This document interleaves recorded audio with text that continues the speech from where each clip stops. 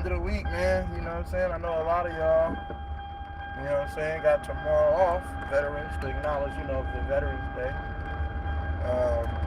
Salute to all the veterans, salute to the people that's, protecting our freedoms and fighting for our country. I don't know. I mean, I gotta salute y'all though, but I'm not too fond of, what I'm saying, war and all of this shit.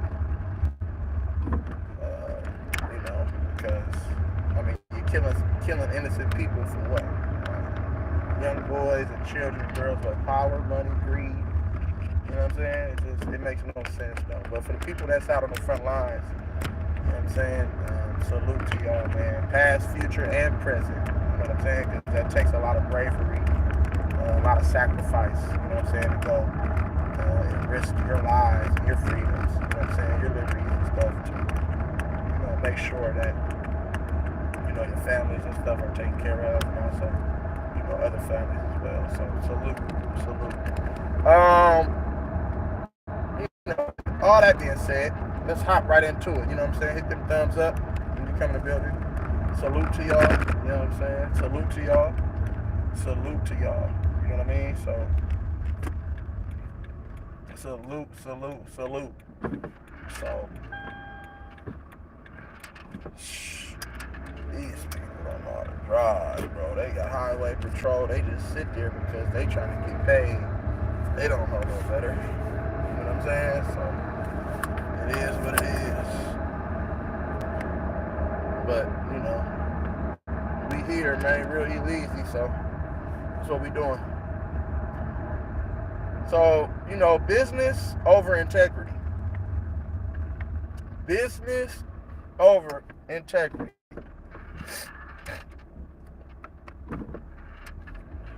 Let's hop into that. Business over integrity. The NBA culture. What does all this mean? The NBA will always do what's right for business. No matter, if they don't stand on truth. If they don't stand on, humility, if they don't stand on, having integrity, they will find a way to cheat the fans. You know what I'm saying? And cheat, certain teams and certain players and organizations out of, achieving righteous success. What does all of that mean?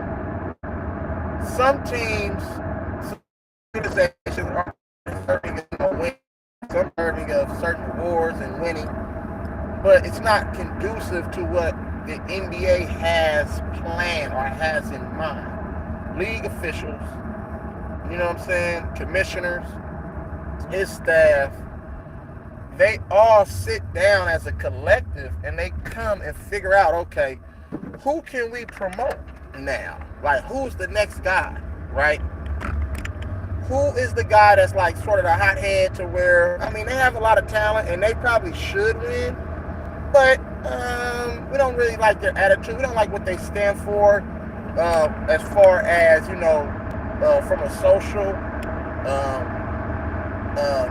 from a social avenue, kind of like the Kyrie Irvings and, the Craig Hodges and people that actually speak out and feel that goes on in our communities and our democracy and shit like that. You know what I'm saying? In the league. They don't like that, right?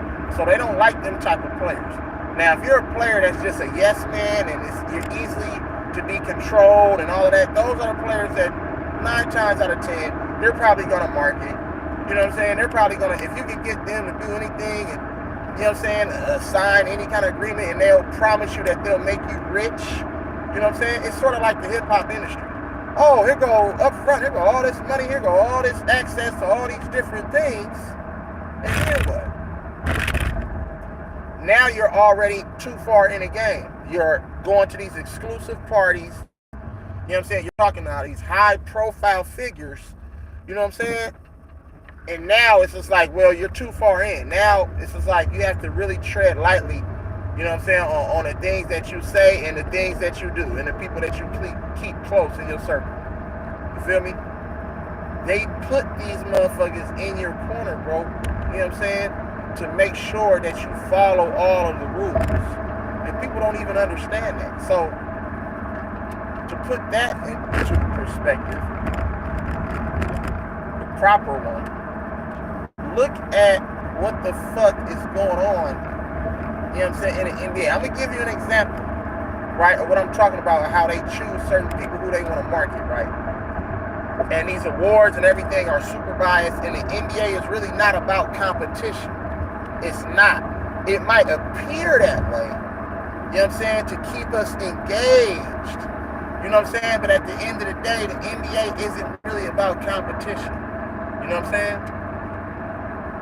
Here's why. Last night, Golden State Warriors, Denver Nuggets. There were a lot of instances in that game where the business overshadowed and overtook, you know what I'm saying, the integrity of the game. And let me tell you why. When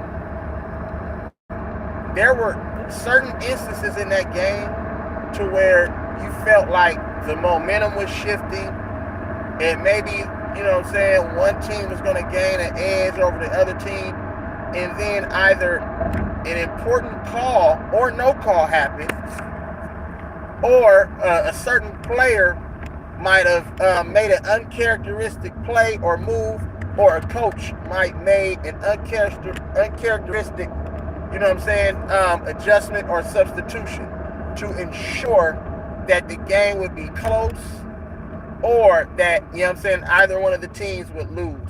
And also, the referees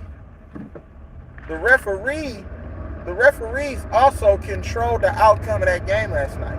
And they protected that one player in Joker, you know what I'm saying, because it's good for business.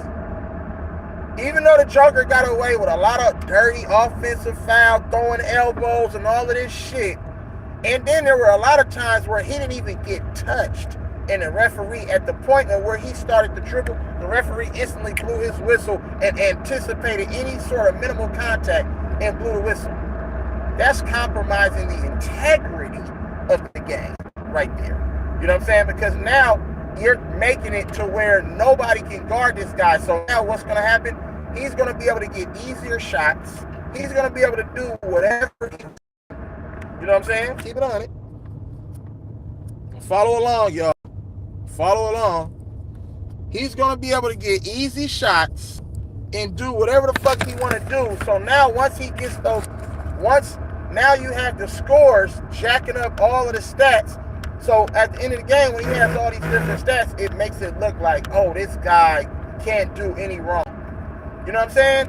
They make sure that these players, and then on the other end, Steph Curry, one of the pioneers for this game, the reason why you have Indians, Asians, and everybody from a global standpoint watching this game and wanting to play this game because of Steph Curry.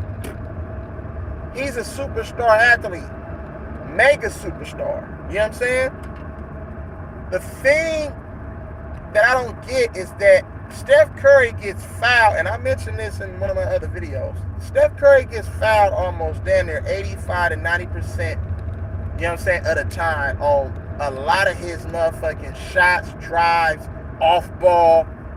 But it seems like he doesn't get that same grace when it comes to, you know, shooting free throws, getting the benefit of the doubt. And that's how you know it's full of bullshit. But guess what? Steph Curry doesn't complain. And let me tell you why. Because Steph Curry knows that the league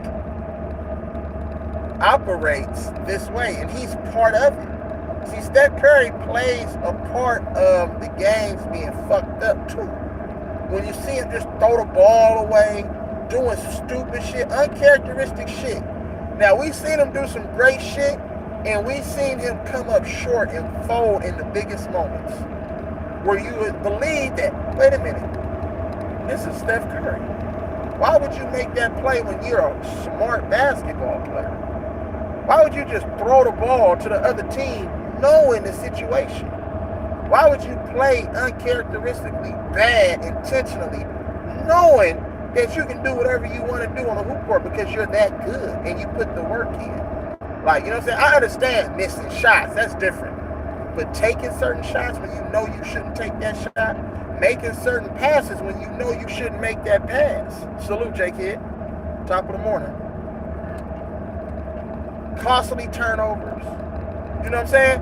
So, down the stretch of that game in Denver the other day, and last night, we seen a whole bunch of weird shit to start to unfold, and it was crazy because the Warriors, right, when they made their run, they had Jonathan Kuminga, Moses Moody, Trace Jackson Davis. They had all of the younger guys in the game, and the momentum shifted. The momentum shifted to where you feel like, okay, this lineup right here, all you need is bring Steph back. You know what I'm saying? And another player. But no, Steve Kerr, what did he do? Salute, Red Dog. Hey, what did he do? Yeah, am I seeing that right here, Red Dog? What did Steve Kerr do? When the momentum was in our favor, what did he do? He brought back in all of the original starters with motherfucking Dario Saric though. So now, not only did you not have any shot creators, you know what I'm saying, and playmakers in the game, you had slower defenders in the game that wasn't going to be able to keep up, box out, rebound, and chase people off ball, you know what I'm saying, and did okay, you know what I'm saying? Times where, you know, he didn't choose to use his arm, you know what I'm saying, relinquished all that space to the Joker. But with him again, with his size and length, and then they showed the double team with Kuminga or Moses Moody and that other guy, it forced him to pass the ball and make somebody else make a play, which they were having problems with that because they didn't have no Jamal Murray. So they try to make it seem like Joker was the point guard out there doing everything, you know what I'm saying? But people didn't really understand that the Joker was starting to get tired. So when the Joker starts to get tired, he starts laboring up and down the court. When you put the Joker in the action, it's impossible for him to guard anyone on a high pick and roll or on a spread, you know what I'm saying, format. See, but I don't understand why teams and players, teams and, you know, and coaches and players don't recognize that more, because it's not good for business. See how we bring it back to the business part of the game? You cannot expose all the great players that make the game trillions of dollars. Once you start doing that, it start exposing the game, and the game be like, well, wait a minute, I don't think you're as great as everyone said you are. You know what I'm saying?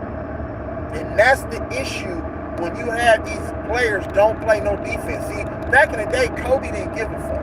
Back in the day, motherfucking, and Kobe got his fair share, you know, rest in peace to the Mamba, the greatest to ever do it in my opinion. Kobe had his fair share of times where, you know what I'm saying, he was exposed to on defense, where just the player got the better of him. But the one thing that Kobe did, he challenged all the other players to make them look mediocre. Michael Jordan did the same thing. When you guard the best player on the opposing team and you give effort on shutting that player down, that's real competition. We don't see that anymore in the game. These players are all capable of playing hard-nosed defense, or a given effort. There's no excuse. Because I remember early on in Steph Curry's career, his knock was defensively, right? Steph Curry this year, if you pay attention to Steph Curry has been one of the best defenders in the NBA this year. And I pay attention to that side of the ball because it means so much, you know what I'm saying, to the game. You know what I'm saying? Salute right here. Steph Curry's defense there is no mismatch when Steph Curry is guarding the ball. He uses his body well, you know what I'm saying? Do those flick shots, so that wouldn't be a smart decision. But at the end of the day, Steph Curry on-ball defense, playing the high pick and roll, getting over the screen, you know what I'm saying, and then playing post defense on maybe a bigger, defender, or no, bigger offensive player, and then him just being a good on-ball defender. Steph Curry, and then him getting deflections and all of this stuff, his IQ, his hand-eye ball coordination. Steph Curry has been really good this year, and I believe that if he keeps this type of level of effort and attention to detail on the defensive end, I think Curry should make an all-defensive team. And that's not a stretch when I say that. Like, if you really know the game and you pay attention to the details of the game, it's easy for you to see how Steph Curry really impacts the basketball game outside of him just shooting threes. People don't even understand this shit, man, because they don't pay attention to nothing. They just think that the crossovers and the threes and all of this shit is golden. It's more to a game than just sitting there looking at stats and offensive numbers. A lot of the shit Steph Curry does on defense would never show up in a box score, in a stat sheet. It just won't. You know what I'm saying? But those are the players who accumulate the stats. Those are the players who get the awards. Business. That's the business part. See, people need to put all this stuff in the proper perspective, right? So when we had the momentum, Steve Kerr brought in all of those other guys. Now you would ask yourself, you're trying to win a basketball game, right? Isn't that the objective, is to always go out there and compete at the highest level and win a basketball game? Why would you make those substitutions when you know that this unit right here has the potential to close the game and finish the game out strong, and they're in a rhythm? So what you did, you sat all of your original starters and the older, slower players and the players that's not in any rhythm, you sat them down for a long time. Now, mind you, they're not in any rhythm offensively or defensively. Why would you bring them back in the game at the tail end of the game to try to see if they can get a rhythm? That makes no sense. That's called terrible coaching. I'm riding with the hot hand. Clay, Looney, Sarge, even Steph for that matter. If y'all not going strong, then guess what? I gotta ride with the guys that's gonna give us the best possible chance to win the game. That's integrity. NBA, I'm not going with what the business side business part of the game say I should do. I'm not doing that. I got a chance to win this game. I'm gonna ride it out with my guys. Does that make sense to anybody? I just want shit to make sense to people. You know what I'm saying? This shit is fucking crazy. We're watching this shit unfold.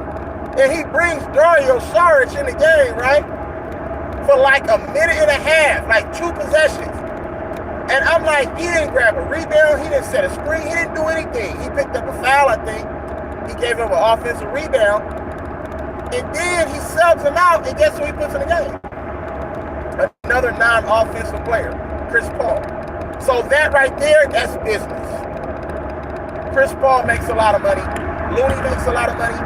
Wiggins makes a lot of money. Wiggins couldn't do anything right yesterday. He couldn't make free throws. He couldn't make motherfucking layups. He couldn't make a three-pointer. He couldn't do anything. Wiggins is just shot. He doesn't have that mentality. You know what I'm saying? Wiggins is just an athletic player, but Wiggins don't really put your defense in harm's way. He don't really scare an opposing team's defense. He's just athletic. That's it. Nobody's scared of the guy. Why is Wiggins in the game? O-head, is that O-head? Yeah, it is. T. Princeton, what's up with my guy? Wiggins doesn't do anything for your ball club, and then his defense sucks. He doesn't even play the same type of defense that he did 2 years ago. That was a different type of Wiggins. I believe that was maybe an artificial intelligence. Because the real Wiggins, nigga, I don't know what's wrong with the real. This is what we're seeing. This is the real Wiggins. The real Wiggins is this guy that you're seeing right now. The other Wiggins was somebody else. Like, you know what I'm saying?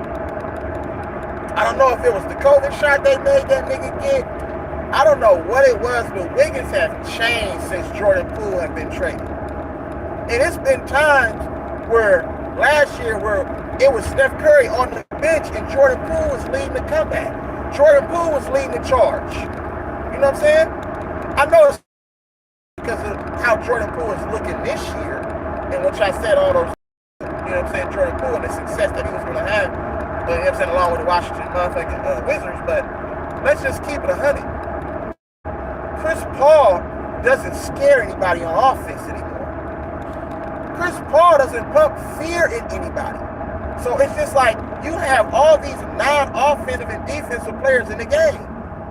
What does that mean? That's business. Come on, man. What's good for the goose, good for the gander. You know how this shit work. These niggas don't give a fuck about winning or competing, bro. You know what I'm saying? You got spread of the game. Steph Curry had 17 shots last night. He was 6 for 17. Steph Curry been averaging motherfucking 30 a game on down there 50, 40, 90 from the field. So you mean to tell me all of a sudden last night, yeah, that's Tuesday. I didn't realize that Duke was number 2 in the nation. They must got a really good team. You know what I'm saying? John Shire and those guys. Hey, so you mean to tell me Steph Curry got locked up, you know what I'm saying, by the Denver Nuggets, bro? Like, let's keep it real, bro. There was a possession earlier in the game, right? I'm going to tell you how this shit be so fun. Everybody plays a part of the rig. There was a possession earlier in the game. Curry was guarded one-on-one by KCP. And KCP is one of their better perimeter defenders on that Denver team. But he can't fuck with no Steph Curry. So this is what happened, right? Steph Curry made his move, and then did a step back and got enough space to get his shot off on KCP, right? Boop, bust his ass, 3-pointer, boop, count it. The last possession of the game for the Warriors, or second to last, Steph Curry had the same isolation on KCP. But what does he do this time? And the game is tied. Oh no, the game is not tied. The Warriors are down 2. 107-105. Steph Curry, in this situation, you always go for the win on the road. At least 95.9% of the time, you always go for the win on the road. And we're talking about one of arguably the greatest shooter we ever seen touch a basketball. Steph Curry has the ball in the same ISO situation against KCP. Right? So mind you, Steph Curry, I just explained to you what he did earlier in the game. So if you know that you're supposed to go for the win, and let me put this in perspective. Steph Curry ain't took no layup damn near the whole game. Steph Curry was not effective driving to the basket. He didn't even go to the hole. So it befools me to think, why would you go to the hole, down 2, on the road, best shooter in the game, you haven't been taking layups all game, why would you go to the hole and flick a left-hand layup up when all you had to do was do a 1-2 dribble, step back? You could have did a mid-range to tie the game. He went all the way to the hole with a left-hand motherfucking finger roll, which was off badly. And we've seen Steph Curry knock that shot down a million different times. Right? Think about it. Let's think about this. And then on the offensive rebound, Moody appears to save the ball and knock it off a Denver player. Steph Curry with that shot, business. Moses Moody attempts to save the ball. Looks like he appeared to knock the ball, save the ball, and knock it off a Denver player out of bounds. But the referee said that he was out of bounds, but he was in the air when he touched the ball. So it don't matter where I jump from. If I'm in the air, you know what I'm saying, I'm still in action. Like, you know what I'm saying? The referees didn't even decide to review. That's a close play. Even though the referee seen what he seen, what if he didn't step out of bounds before he jumped? You know what I'm saying? That play should have been reviewed. Business. And like 4 possessions prior to that, Steph Curry drove to the basket. He appears to lay the ball up off the glass, in which Aaron Gordon swats the ball after Steph Curry laid it up off the glass. According to the rules, that's goaltending. In the last 2-minute report, they will say that motherfucker, you know what I'm saying, was a goaltend. And then the last 2-minute report will also say that Steph Curry was fouled on a drive prior to that possession, which he didn't get the call. But they called all those touch fouls for the Joker business. Right?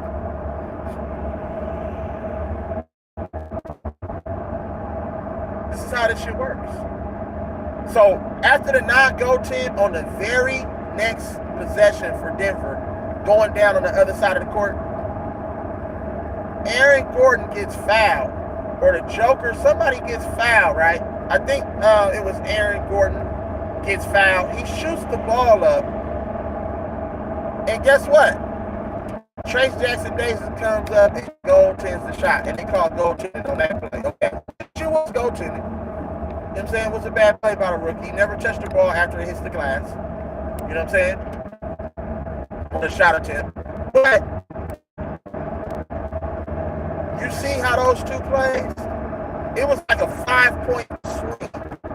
So you miss the 2 points here, get the points on that. You know what I'm saying? That's a 5-point swing. That's the business part of the NBA. And the referees know these things. They're looking right at the things happening. Like, you know what I'm saying? That's how the NBA is super fucking false, bro, and phony. Of course we're going to watch it. What else are we going to watch? We grew up on the game. Of course we're going to watch. But when you watch these games, I want everybody to pay attention to how fucking phony the games are. Think about it. These niggas don't get no effort. It's what's good for business. That's all they're doing. What's good for business? You know what I'm saying? And then every so often you might see some players compete at the highest level. But then it's not good for the game because you're competing at the highest level, but you're making all of the superstar players look bad because you're stopping them from doing what they want to do. Put up numbers, stats. You know what I'm saying? That shit. The numbers are fluctuating. Like, you know what I'm saying? Not fluctuated, but inflated. The numbers are inflated. To make it look like, oh, they're out there balling. They playing at the highest level. No. They're not playing any defense. If the pace slowed down and the threes wasn't what it was, you know what I'm saying? And motherfuckers had to really execute. And motherfuckers had to really play regular basketball like they did when they were in high school, like they did when they were in college back in the days when the game was really about the X's and the O's and competing at the highest level and getting a stop when you need it and then going to get a bucket, you know what I'm saying, and showcasing your skill level. Then we'll have a different game, bro. But now players on a night in, night out basis don't get the same amount of effort. One night you might see him playing defense, the next night you might see him just giving up motherfucking 50 ball. And you be like, how did that change from one night to the next? Yeah, the players are skillful, but they're not that good. Let's just keep it 100, bro.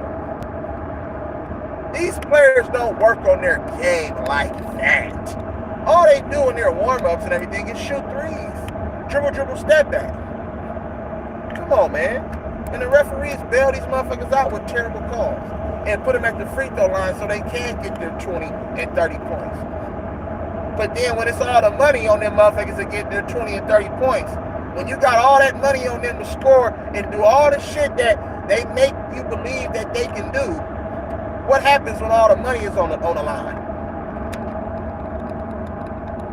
Business.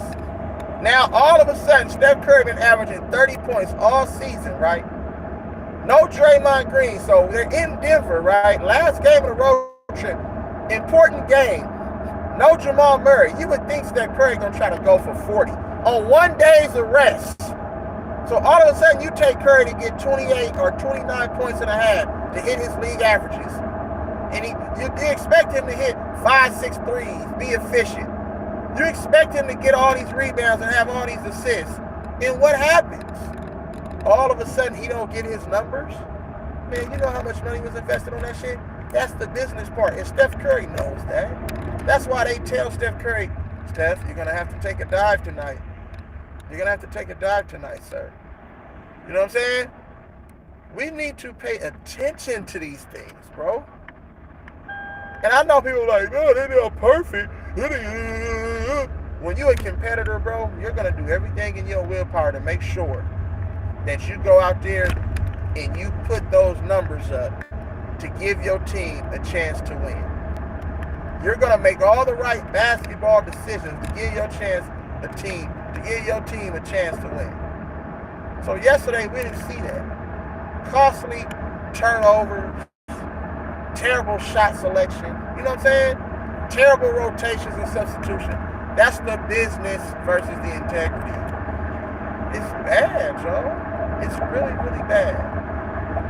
And we need to do something about this shit, though. You feel me? Period, point blank.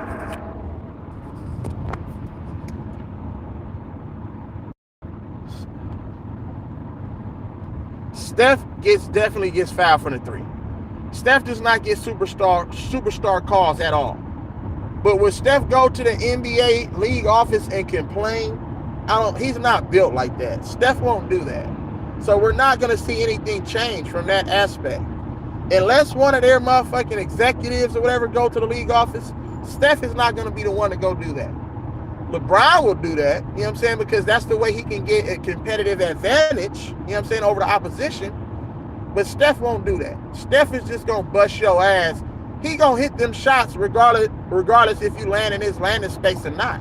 But those plays are dangerous, and the league needs to look into that. If you're going to call this what it is, and you're going to make this Kawhi Leonard rule up with the Zaza Pachulia incident, then shit, call it even all across the board, whether it's Steph Curry, LeBron James, motherfucking Devin Ebanks, or whoever the fuck out there. You know what I'm saying? I'm just saying, I'm just making a point. From the best player to the worst player, keep it consistent.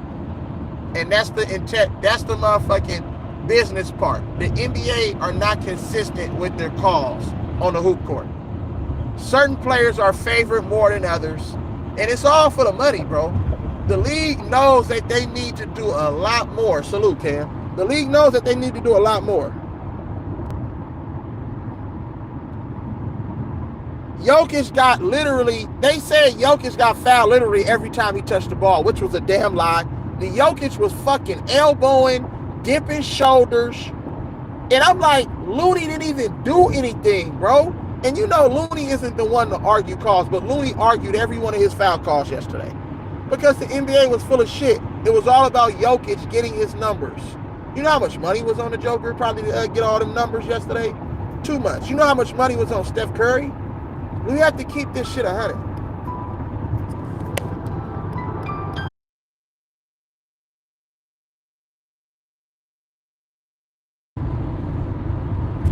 We back. Conquer, what's good, my guy, man? Salute. Wagwan, man. Wagwan, what's that, man? Hey. It's crazy, y'all.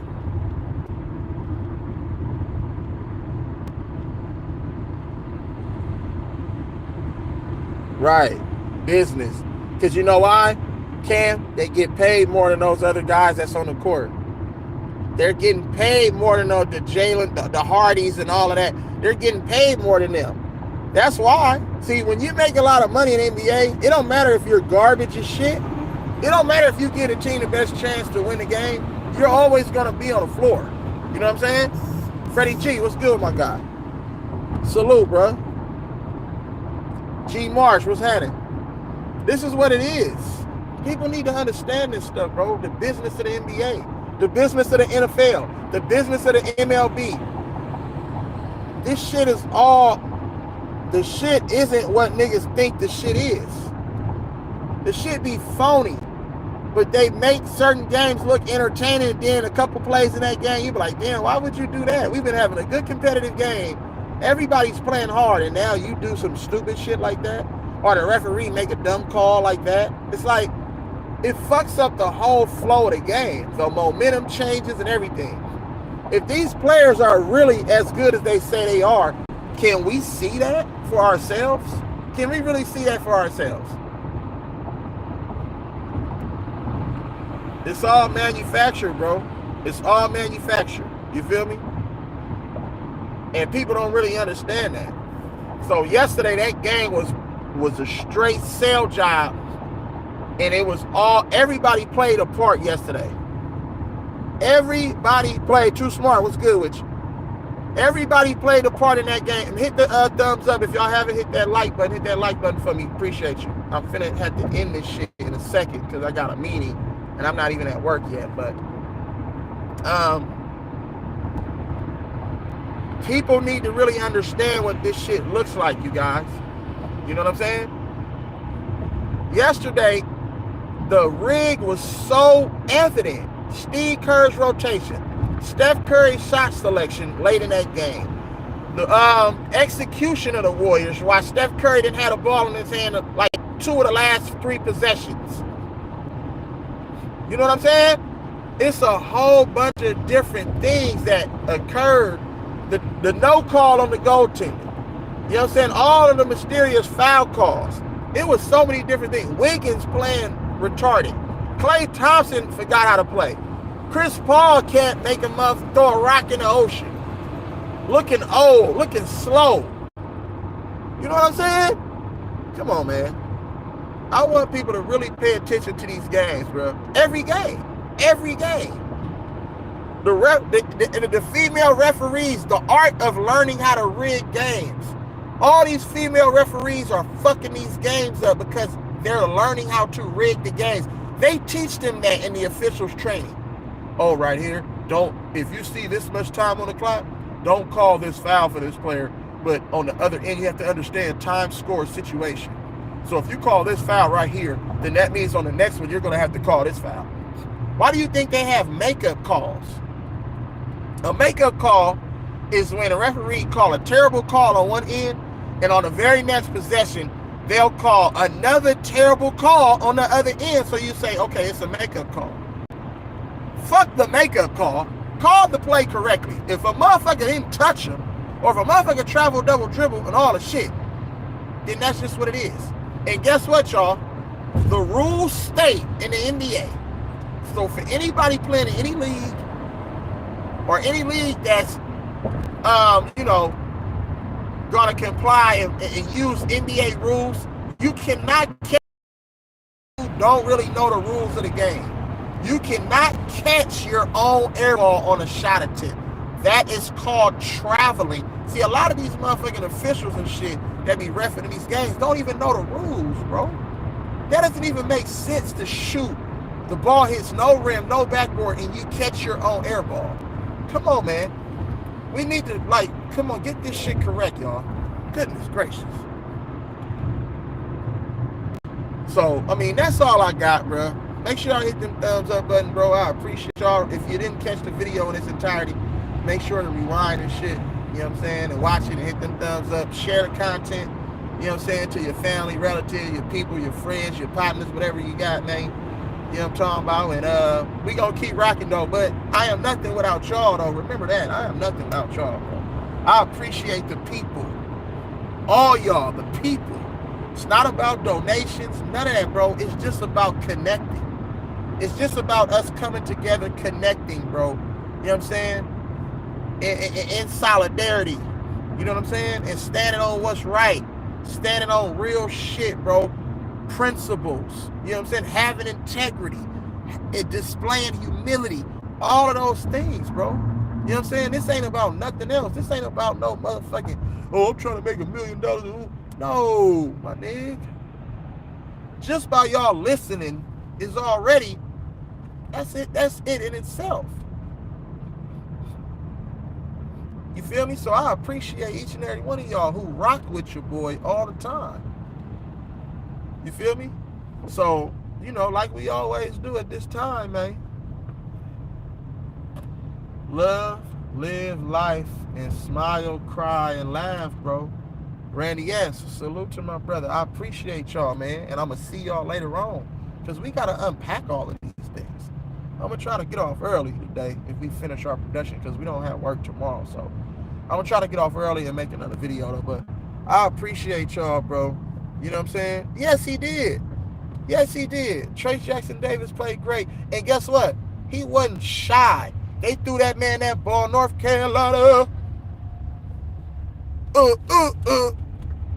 Take your shirt off. Spin it on your head like a helicopter. What's that with you, man? Peggy Pop. Petty Pops. Petty Pablo. What's happening, man? Stand up. This one's for you. What's good with your North Kakalakis, man? But yeah, we need to make sure, bro, that we keep giving those guys and those young guys minutes. Like, we had no GP2 yesterday, you know what I'm saying? But guess what? We still played good enough to win that game. But we kind of rigged the game up towards the end, and the business of the NBA took over, and then that's what you see. So that's just what it is, man. I appreciate y'all, bro. 3,000 wow in the building, my brother. Rewind the tape, bro. Hit that thumbs up for me. Y'all too, hit the thumbs up for me, because that should put my likes at 8. I mean at 9. So North Kakalaki, you know what I'm saying? North Kakalaki and 3,000 wow, hit them thumbs up for your boy. And whoever didn't hit them thumbs up for your boy, hit the thumbs up for your boy. I appreciate y'all, bro. I love y'all. Straight up. We gonna rock later on, whether I'm on somebody else's platform or, you know what I'm saying, I create another video. We gonna rock later on, man. Thank you guys, man, from the bottom of my heart. Y'all have a blessed day, man. Get to that bag. You know what I'm saying? Love, live life, smile, cry, laugh, and love on your people, man.